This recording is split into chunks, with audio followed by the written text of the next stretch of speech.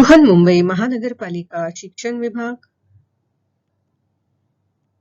Virtual training centre द्वारा मैं भारती सरोदे आपका स्वागत करती हूँ। नमस्ते बच्चों, कैसे हो? मैं हूँ आपकी हिंदी की टीचर भारती सरोदे। नमस्ते बच्चों, आज हम 7वीं कक्षा के सुलभ भर्ती का अभ्यास करेंगे। आज दूसरी इकाई का पुनरावर्तन 2 यह पाठ देखेंगे। यह पाठ तो नहीं है, यह एक स्वाध्याय है, बिल्कुल अलग तरह का स्वाध्याय है। तो आओ यह स्वाध्याय हम पूरा करते हैं पुनरावर्तन 2 में।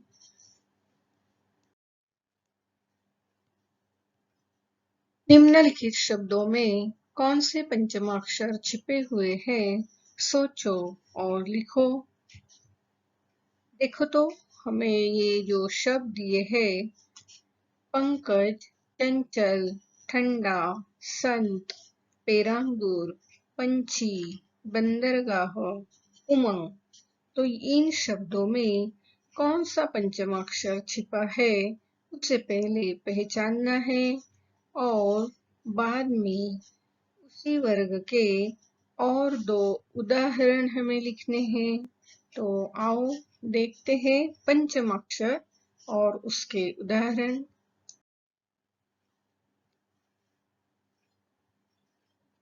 देखो तो पहला शब्द है पंकज, उसमें छिपा पंचमाक्षर है ग, कंगन और तरंग, ये 2 अन्य उदाहरण हैं।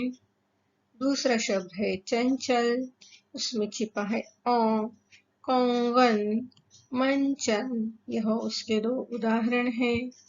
तीसरा शब्द है ठंडा, उसमें छिपा है न और उसके उदाहरण है कंठ, घमंड।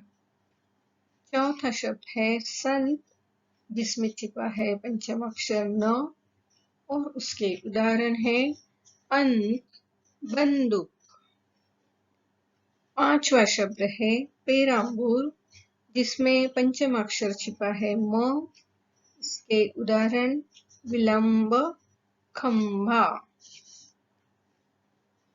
छठा शब्द है पंछी, जिसमें छिपा है अ, पंचायत, पंजा। आगे का शब्द है बंदरगाह, जिसमें पंचमाक्षर है न और उसके 2 उदाहरण हैं चंदन, बंधन। और आखिरी जो शब्द है उमंग, उसमें छिपा है ग, गंगा, पंखा, ये 2 उसके उदाहरण हैं। तो इसी तरह ये जो शब्द है उसमें छिपा जो पंचमाक्षर है और उसी के 2 जो उदाहरण है आप अपने कॉपी में जरूर लिख लेना। प्रश्न दूसरा, पाठ्य पुस्तक में आए संयुक्ताक्षर युक्त 3 शब्द ढूंढो, उनके संयुक्ताक्षर बनने के प्रकारानुसार वर्गीकरण करो, उन शब्दों का अपने वाक्य में प्रयोग करो। तो आओ हमारे ये सुलभ भारती में आए हुए संयुक्ताक्षर और उनके वाक्य में प्रयोग करते हैं। आओ सबसे पहले संयुक्ताक्षर के बारे में जानकारी लेते हैं। संयुक्त 2 प्रकार के हैं, संयुक्ताक्षर और संयुक्त व्यंजन। तो संयुक्ताक्षर किसे कहते हैं, देखो तो जब 2 व्यंजन आपस में मिलते हैं तो एक नया व्यंजन वर्ण बन जाता है, इसे संयुक्ताक्षर कहते हैं। आओ कुछ उदाहरण देखते हैं। त और र मिलके त्र बनता है, क और श मिलके क्ष बनता है, श और र मिलके श्र बनता है, ज और ग बनके न्य बनता है। अब संयुक्त व्यंजन के बारे में जानकारी लेते हैं। कई बार 2 व्यंजनों को जोड़ने से नया व्यंजन, नया अक्षर तो नहीं बनता, पर उससे पहले वाले व्यंजन को आधा लिखकर अगले व्यंजन के साथ जोड़ दिया जाता है तो उसे संयुक्त व्यंजन कहते हैं। उदाहरण देखते हैं। बच्चा, सस्ता, तो यहाँ च को च जोड़ा है और पहला च आधा लिखा है। सस्ता में स को त जोड़ा है और स को आधा लिखा है। तो इस तरह संयुक्त अक्षर और संयुक्त व्यंजन बन जाते हैं। तो आओ हमारे पाठ्य पुस्तक में आए कुछ संयुक्त अक्षर लिखते हैं। आओ हमारे पाठ में आए कुछ संयुक्ताक्षर युक्त शब्द देखते हैं। रक्तदान, शक्ति, वाक्य, पुस्तक, मनुष्य, सन्नाटा, बुद्धिमानी, लड्डू, छुट्टियां, प्रतिज्ञा, राष्ट्रपति, शर्त। तो इन सारे शब्दों का अब हम वाक्य में उपयोग करते हैं। देखो हम पढ़ते हैं संयुक्ताक्षर और उसका वाक्य में उपयोग। पहला शब्द है रक्तदान। हमारे द्वारा किया गया रक्तदान किसी का जीवन बचा सकता है। अगला शब्द है शक्ति। एकता की शक्ति से हर कठिन कार्य सरल हो जाते हैं। वाक्य, गुरुजी ने विद्यार्थियों को वाक्य भेद सिखाया। अगला वाक्य, पुस्तक। पुस्तक पढ़ने से हमें ज्ञान मिलता है। मनुष्य, प्रत्येक मनुष्य को सभी के साथ एकता, शांति और भाईचारे से रहना चाहिए। आगे का वाक्य, सन्नाटा। आधी रात को हर तरफ सन्नाटा था। बुद्धिमानी। तेनालीराम अपनी बुद्धिमानी से हर समस्या को सुलझा देते थे। लड्डू। रामदीन ने पुत्री के जन्मदिन पर पूरे गांव में लड्डू बांटे। छुट्टियां। सोहम की गर्मी की छुट्टियां शुरू हो गई। प्रतिज्ञा। भारत के सिपाही अपने देश की रक्षा करने की प्रतिज्ञा लेते हैं। राष्ट्रपति। राष्ट्रपति गणतंत्र दिवस पर बहादुर बच्चों को पुरस्कार देकर सम्मानित करते हैं। शर्त। राम ने दौड़ की शर्त जीत ली। उपक्रम। आगे का प्रश्न एक उपक्रम है। प्रतिदिन किसी अपठित गद्यांश पर आधारित ऐसे 4 प्रश्न तैयार करो जिनके उत्तर एक एक वाक्य में हो। तो अपठित गद्यांश इसका मतलब पहले हम जान लेते हैं। अपठित शब्द का अर्थ है जो पहले पढ़ा न गया हो। अपठित गद्यांश पाठ्य पुस्तकों में नहीं दिए जाते। ये ऐसे गद्यांश होते हैं जिन्हें आपने पहले कभी पढ़ा नहीं होता है। इस प्रकार के गद्यांश देकर उन पर आधारित प्रश्न पूछे जाते हैं। अपठित गद्यांशों के उत्तर देने से पूर्व निम्नलिखित बातों का ध्यान रखना चाहिए। दिए गए गद्यांश को कम से कम 2 या 3 बार अवश्य पढ़ लें। पूछे गए प्रश्नों के उत्तरों को रेखांकित कर लें। प्रश्नों के उत्तर पूरी तरह समझकर सरल भाषा में लिखें। भाषा व्याकरण सम्मत होनी चाहिए। उत्तर गद्यांश या काव्यांश से होना चाहिए। उसमें अपने विचार समाहित कर उत्तर नहीं देना चाहिए। सभी उत्तर देने के बाद उन्हें एक बार अवश्य पढ़ लें। आओ हमें जो गद्यांश दिया है उसे पढ़ते हैं। बढ़ती जनसंख्या ने अनेक प्रकार की समस्याओं को जन्म दिया है। रोटी, कपड़ा, मकान की कमी, बेरोजगारी, निरक्षरता, कृषि एवं उद्योगों के उत्पादनों में कमी आदि। हम जितना अधिक उन्नति करते हैं या विकास करते हैं, जनसंख्या उनके अनुपात में कहीं अधिक बढ़ जाती है। बढ़ती जनसंख्या के समक्ष सभी सरकारी प्रयास असफल दिखाई देते हैं। कृषि उत्पादन और औद्योगिक विकास बढ़ती जनसंख्या के सामने नगण्य सिद्ध हो रहे हैं। इन सभी बातों को ध्यान में रखते हुए जनसंख्या वृद्धि पर नियंत्रण की अति आवश्यकता है।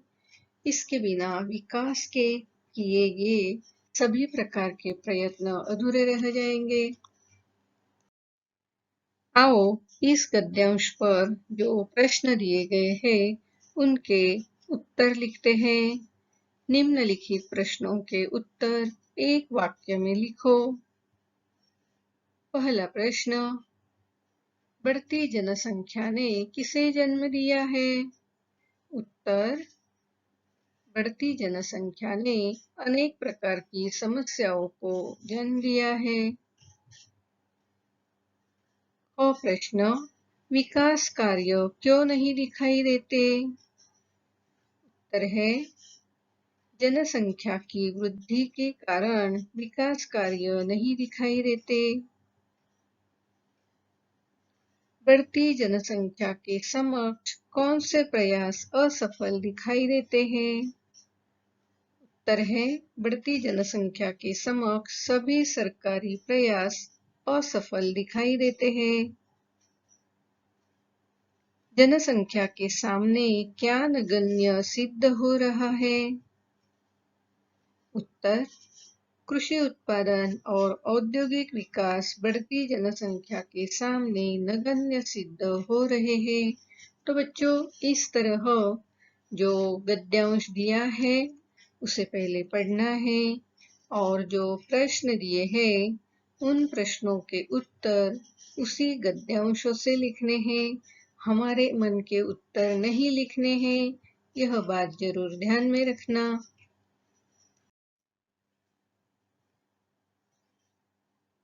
उपक्रम, प्रति सप्ताह विद्यालय की विशेष उल्लेखनीय घटना सूचना पट्ट पर लिखो।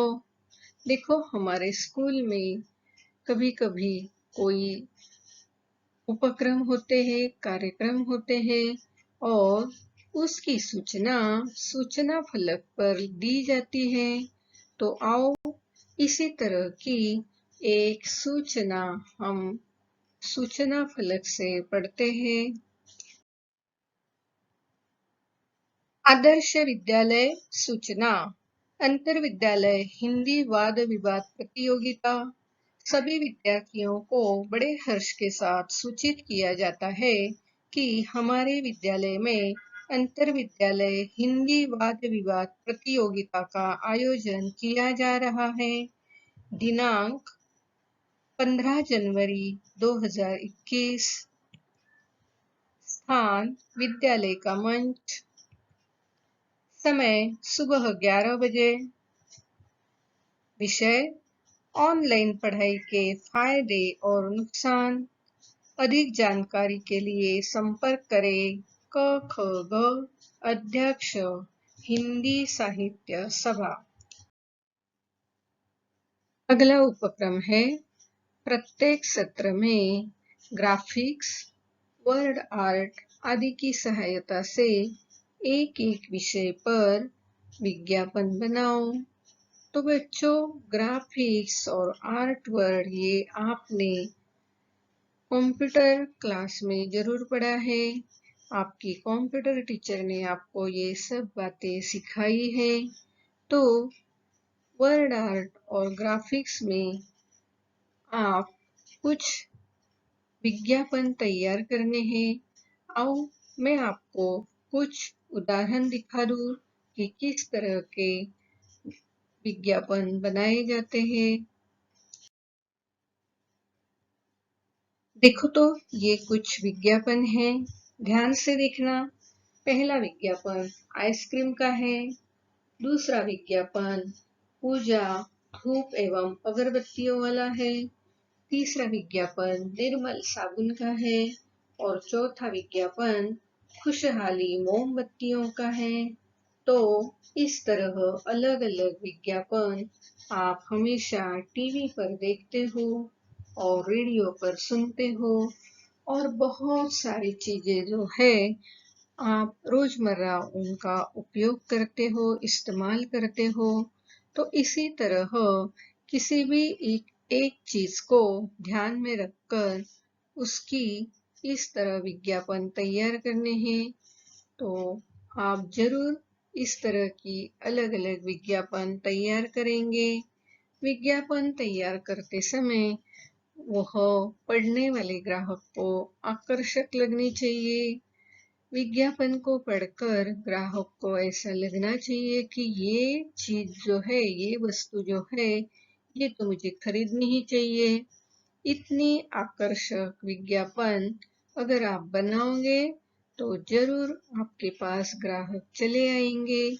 विज्ञापन का उद्देश्य तो यही होता है कि ग्राहकों का मन आकर्षित करना और उन्हें उस वस्तु का महत्व बताना।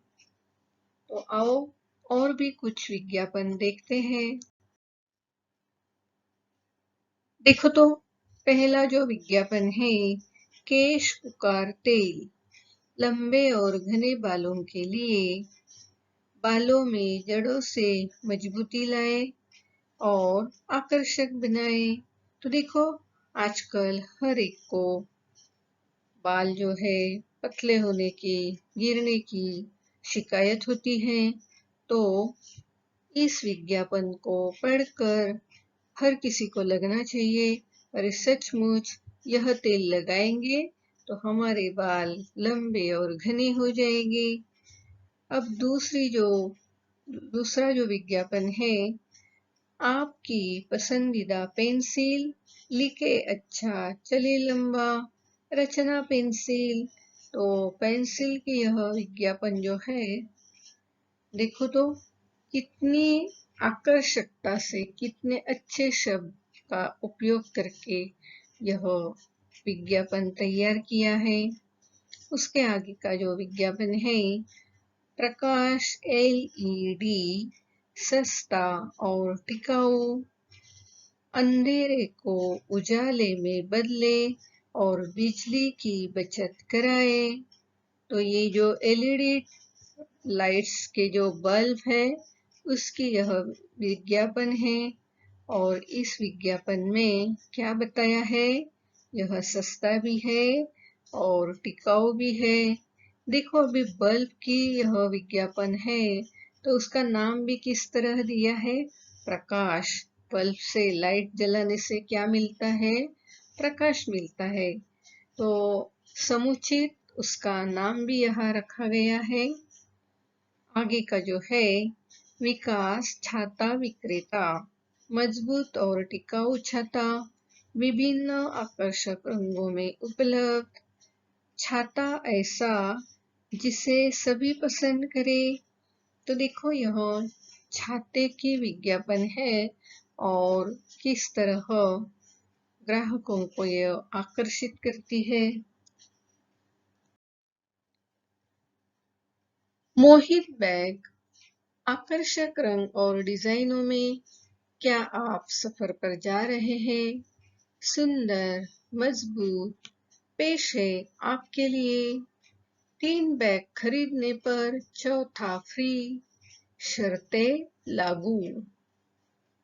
घड़ी की दुनिया में क्रांति, ज्योति घड़ी, दिखने में सुंदर, साइज बड़ा, हर हाथ चाहे ज्योति घड़ी, आकर्षक रंग और डिजाइनों में उपलब्ध, सुंदर, मजबूत, विशेष छूट, एमआरपी पर 10% छूट, ज्योति घड़ी, छूट सीमित समय के लिए।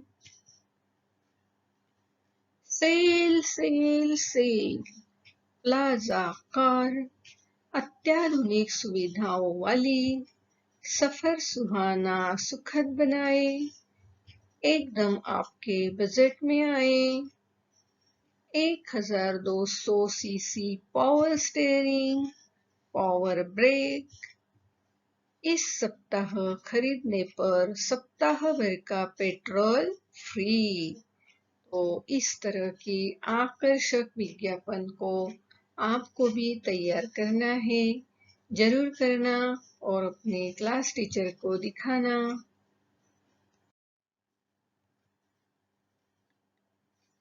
आगे एक प्रकल्प दिया है।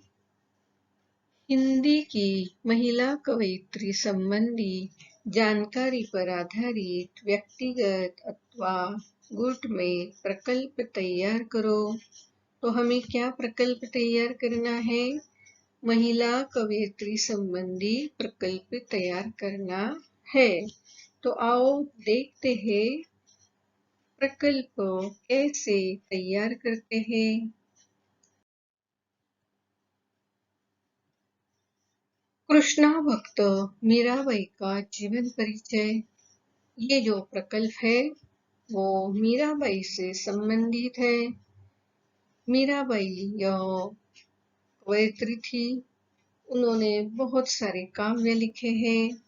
तो उनके बारे में हम यह प्रकल्प पूरा करते हैं।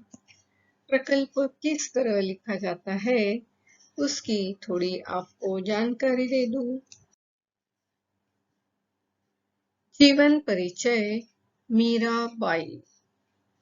पहला, जन्म सन 1498 ई, जन्म स्थान मेड़ता राजस्थान। पिता एवं माता रतन सिंह राठौर तथा वीर कुमारी। दादा राव दुदा। विवाह 1516 ई में राणा सांगा के पुत्र भोजराज से हुई थी। गुरु संत कवि रैदास। मीरा की भक्ति, कांता, माधुर्य, दाम्पत्य भाव की। निधन सन 1560 में द्वारका में हुआ।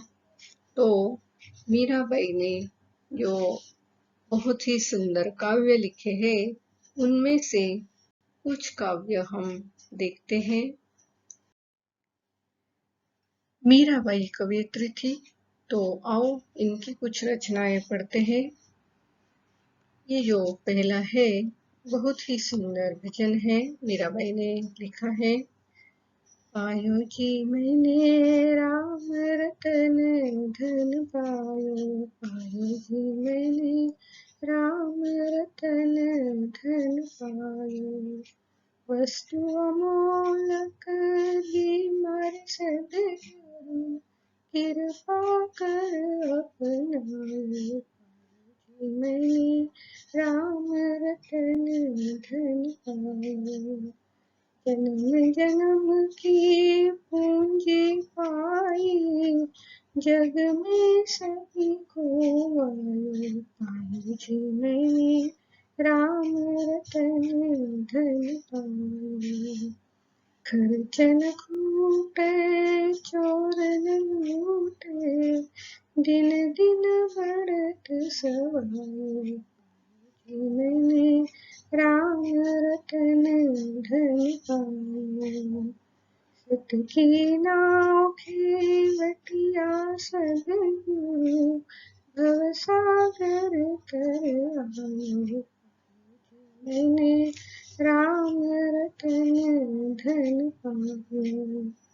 मीरा के प्रभु गिरधर नागर, हरख हरख जस पायो। मैंने राम रतन धन पायो। और ये जो दूसरी रचना है उसे हम पढ़ते हैं। हरि तुम हरो जन की भीर, द्रौपदी की लाज राखी, तुरंत बढ़ायो चीर। भगत कारण रूप नरहरि, धरयो आप शरीर। तो इस तरह की रचनाएं मीराबाई ने बहुत सारी की है। बस आज इस प्रकल्प के दौरान हम उनकी कुछ रचनाएं यहाँ दे रहे हैं। सभी के सभी तो नहीं दे सकते। देखो, और कुछ रचनाएं पढ़ते हैं। मेरे तो गिरधर गोपाल दूसर न कोई, जाके सिर मोर मुकुट मेरो पति सोई। मीराबाई के पद और दोहे अर्थ सहित ऐसे बहुत सारी उपलब्ध है, जिसे पढ़कर हम उसके अर्थ समझ सकते हैं। आगे का जो पद है, दरस बिनो दुखन लागे नैन, जब से तुम बिछुड़े प्रभु मोरे, कबहु न पायो चैन। ये एक अलग सी रचना है मीराबाई की। पूरी दुनिया मोह माया में खोई हुई है मेरे कान्हा, बस मैं ही हूँ जिसे तेरी माया जकड़ न पाई। तो इस तरह की और भी कुछ रचनाएं देखते हैं। आओ मीराबाई की और कुछ रचनाएं पढ़ते हैं। प्रभु के रस में डूबकर वे खुद को भूल गई, प्रेम सीढ़ी लगाकर वे प्रभु संग झूम गई। आगे की रचना, एक ही दर पे सर झुके तो सुकून मिलता है, अक्सर भटक जाते हैं वो लोग जिनके सैकड़ों खुदा होते हैं। तो इस तरह की बहुत ही सरल और बहुत ही भक्तिपूर्ण ऐसी रचनाएं मीराबाई ने की है। तो उनका ये परिचय आगे की रचना में हम कर लेते हैं। त्याग कर राजपाट, वैराग्य जीवन को अपनाया, संसार के मोह से दूर हरि कीर्तन में अपना जीवन बिताया, खोकर अपनी सुध-बुध सारी कृष्ण भक्ति को अपने रोम रोम में बसाया, त्याग और समर्पण से अपने आराध्य की पूजा कर देवी जैसा स्थान था पाया, कृष्ण में विलीन होकर वो कहलाई कृष्ण दीवानी मीरा। तो मीराबाई एक राजघराने की थी। उसका विवाह भी एक राजा से हुआ था, लेकिन वह कृष्ण भक्ति में इतनी लीन हो गई कि उसने सब राजपाट छोड़ दिया, वैराग्य के जीवन को अपनाया और अपना पूरा जीवन कृष्ण भक्ति में उन्होंने समर्पित किया। तो इस तरह यह जो मीराबाई है, कवयित्री है, इसके बारे में हमने ये प्रकल्प तैयार किया है। आप भी किसी और कवयित्री का इसी तरह का प्रकल्प तैयार करना है।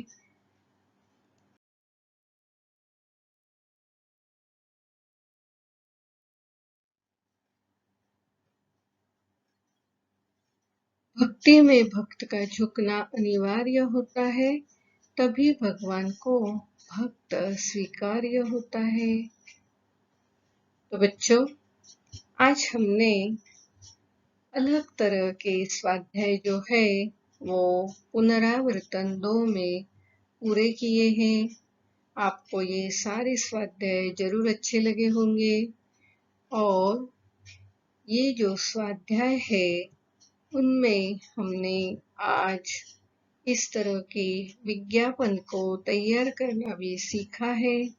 तो जरूर इस तरह के विज्ञापन और प्रकल्प आप इस गर्मी की छुट्टियों में पूरे करना। और बच्चों, अब आगे गर्मियों की छुट्टी शुरू हो जाएगी, तो मैं आपके लिए अच्छी अच्छी कहानियाँ, कविताएं और कुछ कृति युक्त पाठ लेकर आऊंगी। तो हम फिर मिलेंगे ऐसे ही नई नई जानकारी देने वाले वीडियो के साथ। आज आपने यह वीडियो कंप्यूटर, लैपटॉप या मोबाइल पर देखा होगा। वीडियो के अंत में इस तरह का एरो दिखाई देगा। इस एरो को आपको क्लिक करना है। एरो को क्लिक करते ही आपके सामने डिस्क्रिप्शन बॉक्स खुल जाएगा। इसमें आपकी कक्षा, विषय, घटक तथा टीचर का नाम दिया हुआ है और उसके नीचे जो वीडियो आपने देखा है उस पर आधारित कुछ प्रश्न दिए होंगे, जिसके उत्तर आपको अपनी कॉपी में लिखना है। और हाँ, यहाँ आपके लिए एक लिंक दी हुई है। इस लिंक को आपको क्लिक करना है। इस लिंक को क्लिक करते ही आपके सामने गूगल फॉर्म खुल जाएगा।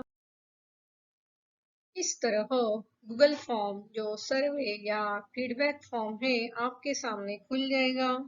इस फॉर्म को भर देना और हाँ, अंत में इस फॉर्म के सबमिट का जो बटन है उसे क्लिक करना।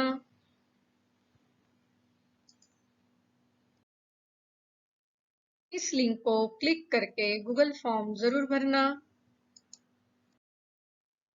अगली बार वीडियो देखने के लिए हमारा ये थंबनेल जरूर याद रखना। मेरा ये वीडियो आपको जरूर पसंद आया होगा, तो लाइक कीजिए, शेयर कीजिए और सब्सक्राइब कीजिए। मेरा ये वीडियो ध्यान से देखने के लिए आप सभी को बहुत बहुत धन्यवाद।